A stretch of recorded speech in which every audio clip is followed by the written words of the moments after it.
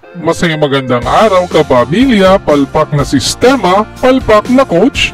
Kapamilya, isa ba kayo sa mga basketball fans ng ating Gilas Pilipinas team?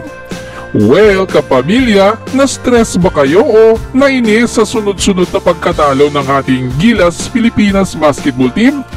Ano bang nangyari? Bakit tayo natalo ng Dominican Republic, Angola at Italy? Kapamilya, pakinggan natin ang reaksyon ng sports journalist Snow Badwa.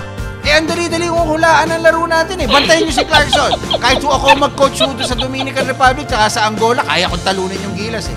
Palpak yung coach natin. Di ba lumabas? O Coach Chot, tanungin kita ngayon, anong mukha ang ihaharap mo sa publiko? Nagkulang ho tayo sa preparasyon, tama. Kulang ho tayo sa sistema.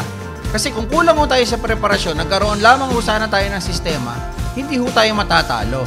Hindi ho tayo magkukumahog every time na mag-a-adjust po yung coach ng kalaban natin. Ngayon, kung tatanungin niyo ho ako, nagulat ba ako na 0-2 tayo at this point? Pwede pa ho tayo maging 0-3 mamaya? Kasi Italy ho yung kalaban natin. Ang ganda na nga ho sana ng pagkakabalasa nung schedule natin eh, Dominican Republic. Kung tinalo ho natin yon, at di ba maganda naman yung performance natin. Yun nga lang, nung nawala ho si Jordan Clarkson, nagkukumahog na tayo. Di ba, tas Angola, na pinagandaan ho natin ang gusto, pero ano ho ang nangyari? Parang wala. Di ba, tas saka natin kakalabanin yung Italy, alam na ho sana natin, di ba yung takbo natin, hawak ho sana natin, yung kapalaran natin, heading into the next round, and perhaps dun ho sa aim natin, na maging top Asian team to finish in the World Cup para ho meron tayong automatic slot doon po sa Olympics. Kaso walang nangyari.